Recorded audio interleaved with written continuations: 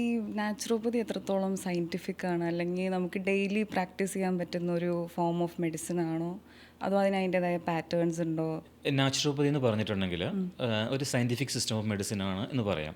കാരണം നാച്ചുറോപ്പതിയിൽ നമ്മളെപ്പോഴും നമ്മൾ ഒബ്സർവ് ചെയ്യുന്നത്, അതായത് ബോഡിയുടെ ഫിസിയോളജിക്കലായിട്ടുള്ളതും ബയോകെമിക്കലായിട്ടുള്ള ചേഞ്ചസിനെ കുറിച്ചാണ് നമ്മൾ കൂടുതൽ അനലൈസ് ചെയ്യുന്നത്.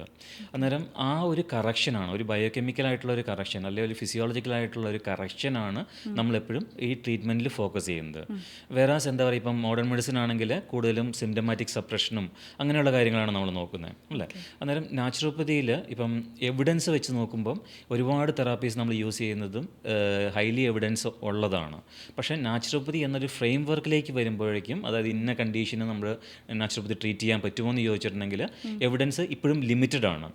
പക്ഷേ അറ്റ് ദ സെയിം ടൈം നമുക്ക് ബേസിക്കായിട്ട് ഒരു കാര്യം അറിയാം, അതായത് നമ്മുടെ ലൈഫ് സ്റ്റൈൽ. ഇപ്പം നാച്ചുറോപ്പതി ഏറ്റവും കൂടുതൽ ഫോക്കസ് ചെയ്യുന്നത് ലൈഫ് സ്റ്റൈൽ ഡിസോർഡേഴ്സിനാണ്. ഡയബറ്റീസോ അല്ലെങ്കിൽ ഓട്ടോമിനിറ്റിയോ അല്ലെങ്കിൽ ഇൻഫെർട്ടിലിറ്റി ചെയ്യുന്ന ഇൻഫെർട്ടിലിറ്റിയോ അങ്ങനെയുള്ള കണ്ടീഷൻസിൽ. അന്നേരം ഈ ഉള്ള കണ്ടീഷനുകളിൽ നമ്മുടെ ലൈഫ് സ്റ്റൈലിന് ഒരുപാട് പ്രാധാന്യമുണ്ട്.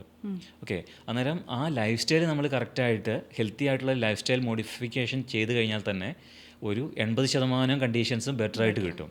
ബാക്കി നമുക്ക് തെറാപ്പിയുടെ ആവശ്യം വരുന്നുള്ളൂ സത്യം പറഞ്ഞിട്ടുണ്ടെങ്കിൽ. അന്നേരം ആ ഒരു പേഷ്യൻറ്റിൻ്റെ ലൈഫ് സ്റ്റൈലിൽ എന്തൊക്കെയാണ് ഡ്രോബാക്സ് എന്ന് നമ്മൾ കണ്ടുപിടിച്ച് അതിനെ അഡ്രസ്സ് ചെയ്യുകയാണ് കോറായിട്ടുള്ള നാച്ചുറോപ്പതിയുടെ സസ്റ്റൈനബിലിറ്റി എന്ന് പറയുന്നത്. അതായത് ഒരു 2 ആഴ്ച 3 ആഴ്ച വന്ന് ഹോസ്പിറ്റലിൽ ട്രീറ്റ്മെൻറ്റ് എടുത്തു കഴിഞ്ഞിട്ട് അവർ എല്ലാം ഞാൻ റെഡിയായി എന്ന് പറഞ്ഞിട്ടുണ്ടെങ്കിൽ it will not work that way. അതിനുശേഷം എന്തൊക്കെയാണോ അവരുടെ ഹെൽത്തിന് ഉണ്ടായിരുന്ന ചാലഞ്ചസ്, അതിനെ എങ്ങനെയൊക്കെയാണ് നമുക്ക് മോഡിഫൈ ചെയ്യാനായിട്ട് പറ്റുന്നത്, അത് നമ്മൾ എഡ്യൂക്കേറ്റ് ചെയ്ത് കൊടുത്ത് ആ സാധനം അവർ വീട്ടിൽ പോയിട്ട് അല്ലെങ്കിൽ അവരുടെ ഡേ ടു ഡേ ലൈഫിൽ ഇംപ്ലിമെൻറ്റ് ചെയ്യുമ്പോഴാണ് നമുക്ക് സസ്റ്റൈനബിൾ ആയിട്ടുള്ളൊരു ഹെൽത്ത് ഔട്ട്കം അല്ലെങ്കിൽ ഇമ്പ്രൂവ്മെൻറ്റ് വരുന്നതും അല്ലെങ്കിൽ ഇമ്പ്രൂവ്മെൻറ്റ് നമുക്ക് മെയിൻറ്റെയിൻ ചെയ്യാനായിട്ട് സാധിക്കുന്നതും.